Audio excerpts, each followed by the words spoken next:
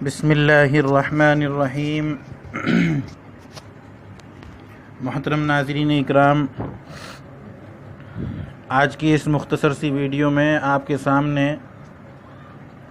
معذور شرعی کا حکم بیان کرنا ہے کہ معذور شرعی کون ہے۔ تو آپ حضرات کو بتا دوں کہ معذور شرعی وہ شخص کہلاتا ہے جس کو نماز کے پورے وقت سے، یعنی نماز کے پورے وقت میں اس کو اتنا وقت نہ ملے کہ وہ وضو کر کے صرف فرض نماز ادا کر سکے، اور اس میں اس کو وہ عذر لاحق نہ ہو۔ لہٰذا اگر کسی شخص کو گیس کی بیماری ہے، یعنی ریاح خارج ہوتی ہے اور وقفے سے گیس خارج ہوتی رہتی ہے، یا اس کو پیشاب کے قطرات کی شکایت ہے اور کچھ دیر میں قطرے آتے رہتے ہیں، یا عورت مستحاضہ ہے اور اسے نماز کے پورے وقت سے اتنا وقت بھی نہیں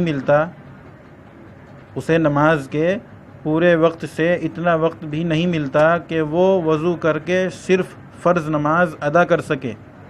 نماز کے وقت میں کوئی سی بھی نماز کا وقت ہو، اس کو نماز کے وقت میں سے اتنا وقت نہیں ملتا کہ صرف وہ وضو کر کے فرض نماز ادا کر سکے، لیکن اس کو عذر پیش آ جاتا ہے، اتنا بھی وقت نہیں ملتا، تو یہ شخص معذور شرعی ہے۔ اب اس کا حکم کیا ہے، یعنی یہ نماز کیسے ادا کرے گا؟ تو اس کے لیے حکم یہ ہے کہ نماز کا وقت داخل ہوتے ہی یا نماز کا وقت داخل ہونے پر وضو کر لے، اور پورے وقت میں، یعنی اس ایک نماز کے پورے وقت میں اس وضو سے جتنی فرض، نفل، ادا، قضا نمازیں پڑھنا چاہے اور قرآن کریم وغیرہ کی تلاوت کرنا چاہے کر سکتا ہے۔ گیس کے خارج ہونے سے یا قطرات کے آنے سے، یا عورت اگر مستحاضہ ہے تو اس عذر کے پیش آنے سے اس کا وضو نہیں ٹوٹے گا۔ البتہ وقت کے نکل جانے سے، یعنی اس نماز کا وقت ختم ہو گیا، یا اس عذر کے علاوہ، یعنی جیسے پیشاب کے قطرات کا عذر ہے، اس عذر کے علاوہ کوئی اور حدث پیش آ جائے، یعنی جیسے مثال کے طور پر اگر کوئی قطرے کا مریض ہے تو اس کے ساتھ کوئی اور، اگر مثال کے طور پر ریاح خارج ہو گئی اس کی اسی وقت میں، تو ایسی حالت میں اگر کوئی قطرے کا مریض ہے اور اس کو گیس خارج ہو جاتی ہے تو یہ دوسرا عذر اس کو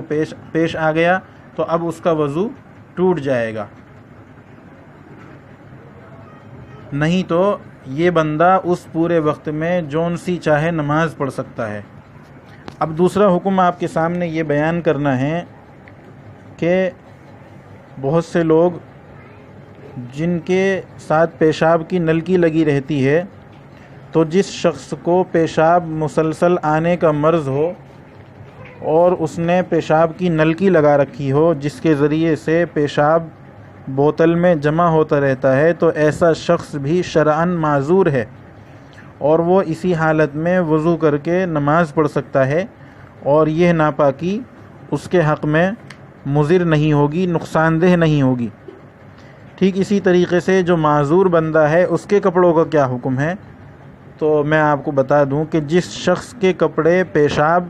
یا خون کے قطرات سے مسلسل ناپاک رہتے ہوں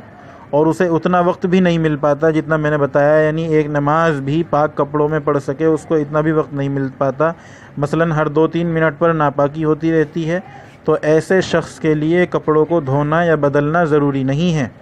انہی ناپاک کپڑوں میں نماز پڑھ سکتا ہے۔ ہاں، اگر اسے اتنا وقت ملتا ہو کہ پوری نماز بغیر نجاست کے پڑھ سکے تو اس کے لیے کپڑوں کا بدلنا اور دھونا ضروری ہوگا۔ امید ہے کہ آپ حضرات کے سمجھ میں بات آ گئی ہوگی۔ اگر کسی کو کسی بھی طریقے کا مسئلہ پیش آئے تو آپ حضرات ہم سے رجوع کر سکتے ہیں، اور اگر آپ حضرات ہمارے چینل پر نئے ہیں تو ہمارے چینل کو سبسکرائب کریں اور لائک اور شیئر کریں، اور دوستو احباب تک پہنچائیں، اور زیادہ سے زیادہ اس کو شیئر کریں۔ السلام علیکم ورحمۃ اللہ وبرکاتہ۔